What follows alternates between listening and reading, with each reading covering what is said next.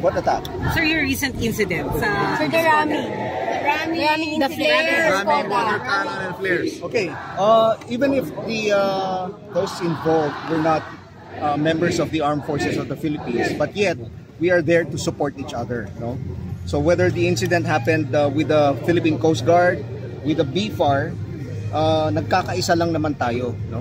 At ang hangarin natin ay mapanatili yung kapayapaan dun sa lugar. And that we continue to assert our sovereignty and our sovereign rights in the area. So what else can AFP do?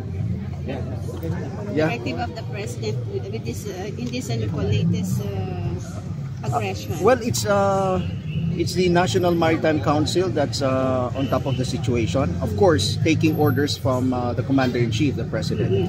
And still, the order of the President, which is not to give up a square inch, even a square centimeter of our territory, stands. So yun po yung aming standing order na galing sa ating